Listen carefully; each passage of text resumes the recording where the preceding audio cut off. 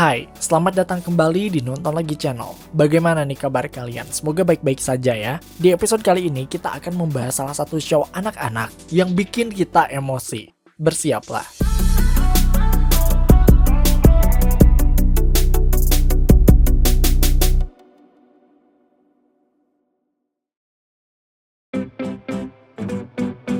Dora the Explorer adalah serial animasi yang pertama kali dirilis pada tahun 2000. Anak 2000-an pasti udah nggak asing lah ya sama karakter anak perempuan satu ini. Kalau lihat di Wikipedia, katanya sih Dora the Explorer ini adalah serial televisi pendidikan untuk anak-anak. Bukannya mendidik, bukannya mengedukasi, anak-anak malah dibikin emosi guys. Mereka bahkan sampai teriak-teriak di depan TV.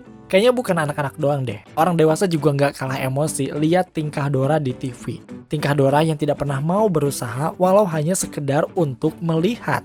Tapi ternyata Dora memang dimaksudkan seperti itu guys. Kreatornya memang mendesain tayangan ini dipenuhi dengan beragam puzzle, teka-teki sederhana yang bisa dipecahkan oleh anak-anak. Seperti bagaimana caranya menyeberangi sebuah sungai padahal udah jelas banget ada sebuah jembatan di depannya. Tapi Dora masih aja nanya, bagaimana cara menyeberangi sungai itu? Apakah kalian melihat jembatan? Di mana? Katakan sekali lagi, di mana? Dora masih aja selalu nanya, padahal apa yang dia cari ada di depan matanya. Well, sudah banyak teori yang tersebar di internet, mulai dari penyakit yang dialami Dora hingga sebuah spekulasi bahwa Dora itu adalah anak yang sebenarnya sudah meninggal.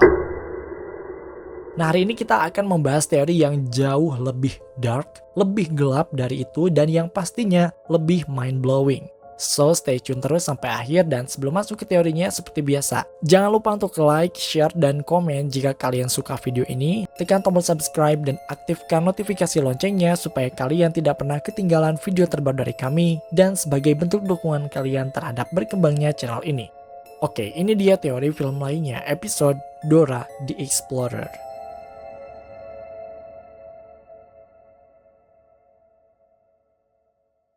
Oke, sebelum kita membahas lebih dalam tentang apa yang sebenarnya terjadi pada universe Dora, kita harus pahami dulu konsep yang diusung oleh para kreator Dora ini.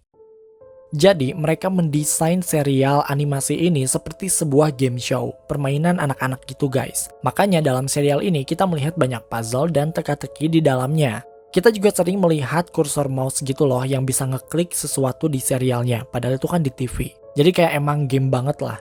Adapun semua karakter dalam serial ini didesain bisa berbicara langsung dengan para penonton sehingga penonton seolah-olah jadi pemain yang mengendalikan apa yang terjadi dalam serial Dora ini. Paham kan? Ibaratnya kayak kita main PS, penonton adalah pemain gamenya dan game yang dimainkan itu adalah serial Dora the Explorer ini. Paham ya? Nah, adapun karakter yang ada di sini adalah ada Dora, Boots, Peta, Ransel, Isa, dan tentu saja ada Swiper. Swiper adalah seekor rubah yang diceritakan sebagai karakter yang ingin merampok Dora. Pokoknya dia adalah karakter yang selalu menghalangi Dora untuk menyelesaikan misinya. Menariknya adalah Swiper bisa dihentikan dengan cara yang sangat mudah. Dora dan teman-temannya akan meminta kita untuk mengucapkan sebuah mantra dengan sopan sebanyak 3 kali untuk menghentikan Swiper. Kalian pasti udah tahu lah ya mantranya. Swiper, jangan mencuri. Atau dalam bahasa Inggris, Swiper, no swiping. Di sana, Swiper langsung menyerah dan pergi meninggalkan Dora serta kawan-kawannya. Sekilas, memang tidak ada yang salah dengan plot ini. Bahkan kita selalu melihat Dora dan Swiper berpapasan hampir dalam semua episode. Namun, sebuah rahasia mulai terungkap yang mengatakan bahwa sebenarnya adegan tersebut terinspirasi dari kegiatan pengusiran setan yang dilakukan oleh para pendeta. Lebih lanjut, teori ini mengatakan bahwa Dora bukanlah bagian dari show tersebut. Dora tuh sebenarnya orang asing guys, dia bukan bagian dari show-nya. Lantas, siapa dia? Dengar baik-baik nih kalian ya, merinding nih pasti. Jadi teori ini digagas oleh the one and only Matthew Patrick alias MattPat di channel The Film Theories. Kalian wajib banget buat subscribe dan nonton videonya, link ada di kolom deskripsi. MattPat mengatakan bahwa Dora ini sebenarnya adalah anak manusia asli yang terhisap ke dalam serial Dora the Explorer. Teori ini berawal dari Swiper si rubah. Rubah dalam beberapa kebudayaan di dunia selalu dianalogikan atau menjadi sebuah simbol beberapa roh. Misalnya di Afrika Barat, terdapat sebuah suku bernama suku Dogon. Suku yang menurut para ilmuwan berasal dari Mesir ini erat dengan beragam ritual dan kepercayaan. Salah satunya mereka percaya akan adanya dewa penipu, dan dewa ini digambarkan dengan seekor rubah yang berkulit pucat. Kemudian dalam kebudayaan Jepang, mereka memiliki dewa bernama Dewa Kitsune. Dewa ini bisa merubah bentuk dirinya menjadi apa saja. Dan dalam mitologi Yunani klasik, terdapat seorang dewa yang dikenal sebagai dewa kesuburan dan kesenangan bernama Dionysus. Dewa ini selalu menyuruh roh rubah raksasa untuk melahap dan mencuri anak-anak. Mungkin ini adalah dewa yang paling mendekati dengan Swiper. But anyway, pokok permasalahan di sini adalah bahwa dalam beberapa kebudayaan di dunia, rubah itu selalu identik dengan roh, makhluk spiritual yang bisa dibilang tidak ramah untuk manusia. Lantas, kira-kira dari mana Swiper berasal? Pertanyaan ini bisa kita jawab dengan membreakdown terlebih dahulu karakter Dora. Nickelodeon sendiri tidak menyebutkan negara mana yang menjadi kampung halamannya Dora. Yang pasti mereka berkata bahwa Dora itu berasal dari Amerika Latin. Tahu kan kalian Amerika Latin? Itu loh negara-negara kayak Argentina, Bolivia, Brazil, dan sebagainya. Namun sekali lagi, Nickelodeon itu tidak pernah menyebutkan secara spesifik negara mana yang menjadi tempat kelahiran Dora. Tapi menariknya adalah, beberapa negara di Amerika Latin memiliki satu persamaan mengenai roh rubah ini dalam cerita rakyat mereka. Mereka selalu menggambarkan rubah itu sebagai sosok penipu, pencuri, atau pertanda buruk. Salah satunya adalah suku Zosil Maya dari Meksiko yang mendeskripsikan rubah sebagai hewan yang sangat jahat. Jadi, walaupun Dora tidak disebutkan berasal dari negara Latin yang mana, tapi ia dihadapkan dengan sosok rubah yang hampir di semua negara Latin, rubah itu diartikan sebagai pertanda buruk. Pada abad ke-8 Masehi, seorang biarawan sekaligus penulis bernama Rudolf of Fulda pernah menulis sebuah buku yang berjudul Life of Lioba. Buku roman Katolik tersebut menceritakan tentang seorang suster di sebuah gereja yang kehilangan kuncinya untuk masuk ke dalam sebuah kapel. Suster tersebut yakin bahwa hilangnya kunci itu pasti disebabkan oleh iblis, supaya ia tidak bisa beribadah. Akhirnya, suster tersebut mengumpulkan suster yang lain untuk berdoa bersama supaya kunci tersebut segera ditemukan. Segera setelah itu, seekor rubah ditemukan mati di luar gerbang gereja dengan sebuah kunci tersangkut di mulutnya. Rubah tersebut dipercaya sebagai sosok yang telah mencuri kunci kapel tersebut. Well, entah ini sebuah kebetulan atau tidak, ternyata season pertama, episode pertama dari Dora the Explorer ternyata mirip dengan cerita ini. What? Dalam salah satu adegan, Swiper berhasil mencuri kunci sebuah gerbang.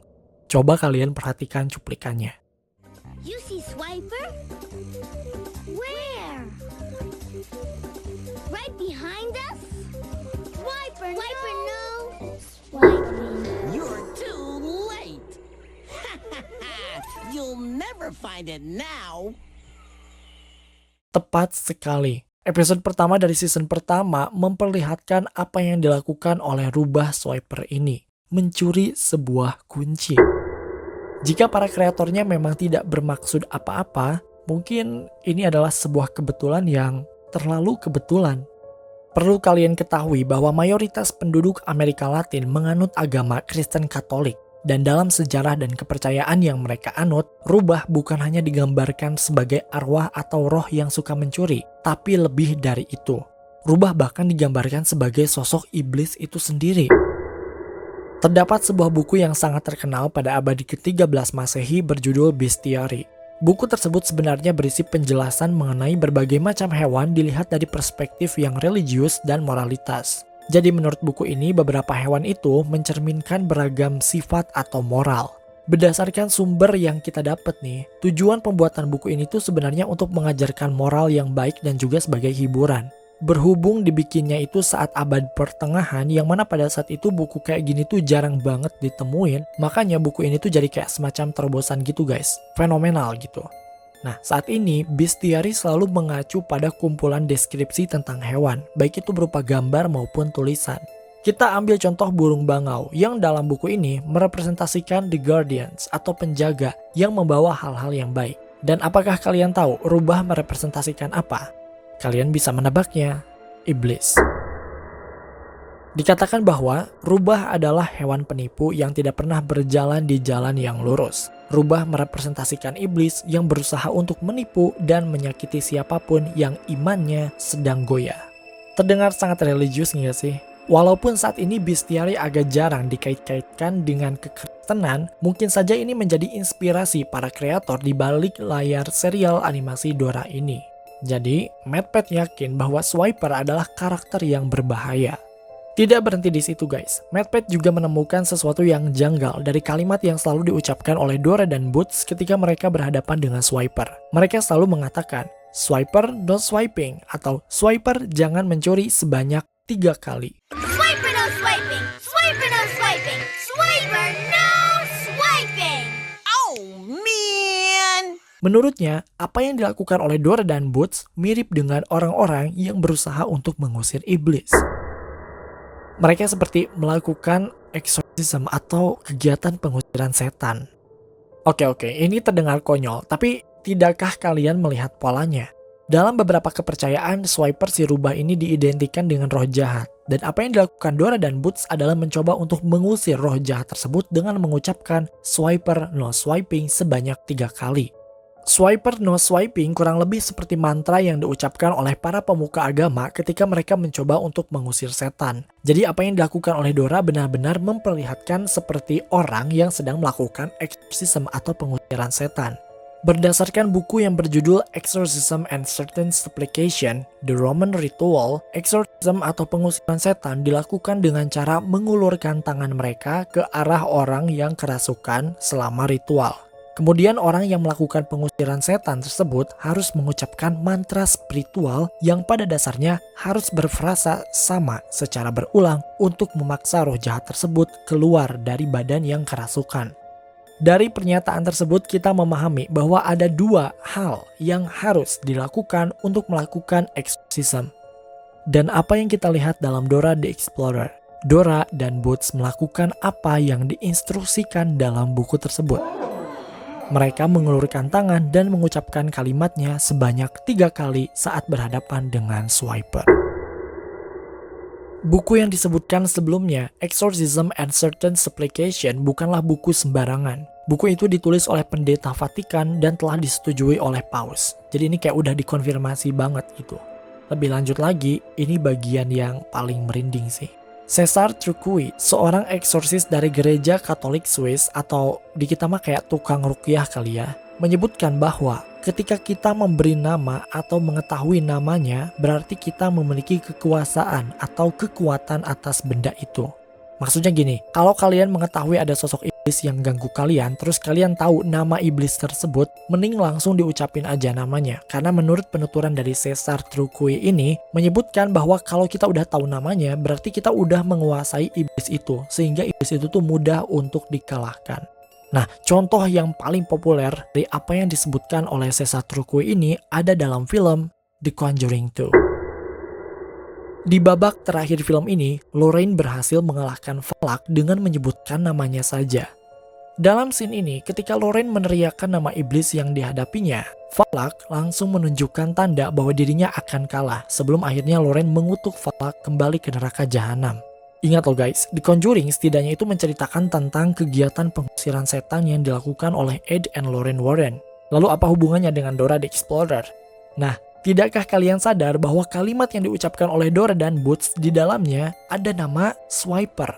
Swiper jangan mencuri, Swiper no swiping. Lihat kan, di sini Dora benar-benar kayak lagi melakukan kegiatan eksorsis, tapi kayak versi kartunya gitu loh. Dia mengelurkan tangan, membacakan sebuah kalimat seperti mantra berulang-ulang, dan di dalam mantra itu ada nama sosok yang mengganggunya, Swiper. So, apakah mungkin para kreator Dora ini memang terinspirasi dari kegiatan pengusiran setan atau eksorsis? Masalahnya ini udah ada 3 hal yang sama loh guys. Apa masih bisa dibilang kebetulan? Lantas bagaimana hal ini berkaitan dengan teori yang mengatakan bahwa Dora itu sebenarnya adalah manusia sungguhan yang terhisap ke dalam video game atau serial animasi ini? Semuanya akan terjawab di part 2 nanti ya guys. Jadi jangan lupa subscribe.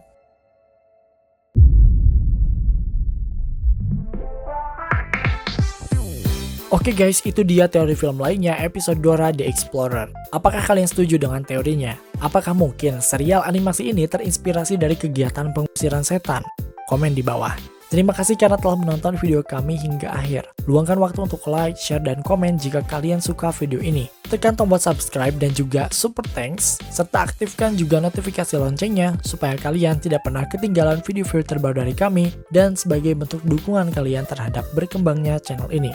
Mari terhubung lebih dekat dengan cara follow kami di Instagram dan TikTok di @nontonlagi untuk mendapatkan info dan rekomendasi film terbaik. Jangan lupa, Creepy Crime Case kini hadir di Spotify. Sampai jumpa di episode Nonton Lagi channel berikutnya.